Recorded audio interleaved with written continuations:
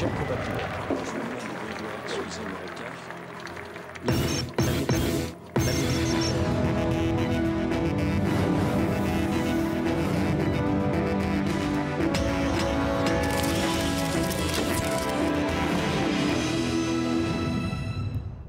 Je ne peux pas laisser insulter mon pays.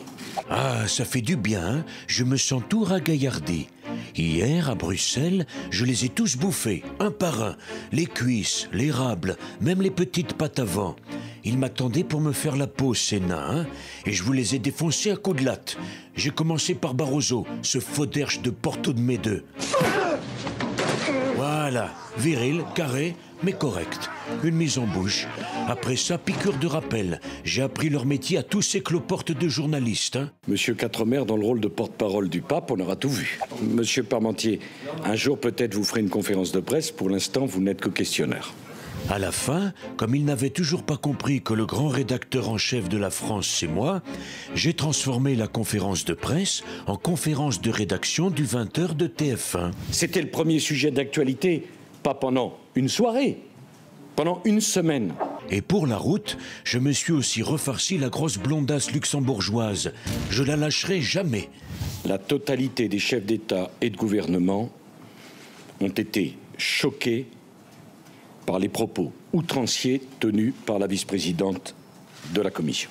Lorsque Mme Reding a fait ses déclarations outrancières, encore une fois, Mme Reding s'est excusée. Puis, histoire de remettre Benoît XVI à sa place, je me suis aussi permis quelques extras en latin. Laquelle directive prévoit expressis verbis. Je m'encontre branle-homme de ce que peut dire le petit Hongrois épileptique. Pas touche à Rome. Et pour finir, j'ai pipoté un peu sur Angela Merkel. Madame Merkel m'a indiqué sa volonté de procéder dans les prochaines semaines à l'évacuation de Caen. Nous verrons à ce moment-là le calme qui régnera dans la vie politique allemande. Non, c'était pour voir si l'épiscopie suivait. Certaines déclarations enthousiastes du président Sarkozy peuvent parfois manquer d'exactitude. C'est vrai, il était à fond, mon chouchou. Ce n'est pas gentil de me l'énerver comme ça.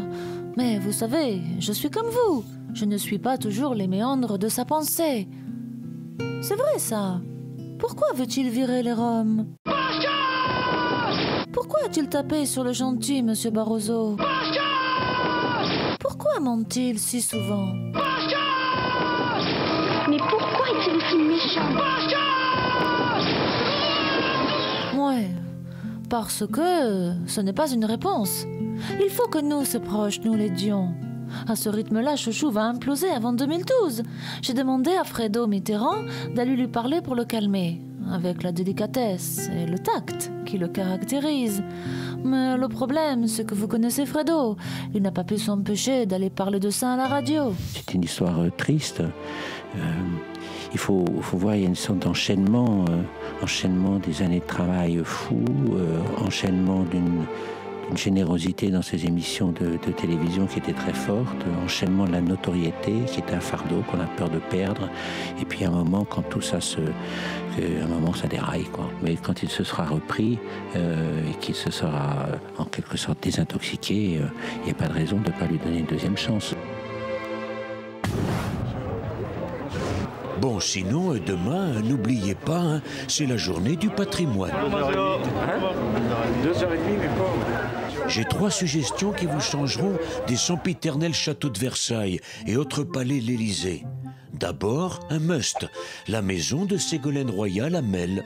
Oui, tout à fait. Je vous accueille tous les week-ends de 10h à 19h. Vous découvrirez mon intérieur très cosy. Ce sont des cadeaux de Dédé. Mais le top, the place to be, c'est à Neuilly-sur-Seine, l'hôtel particulier de Madame Bettencourt. Avec son gestionnaire de fortune Patrice Demestre, elle vous prouvera qu'elle a encore toute sa tête et ses jambes. Allez, bon courage, hein, et à lundi.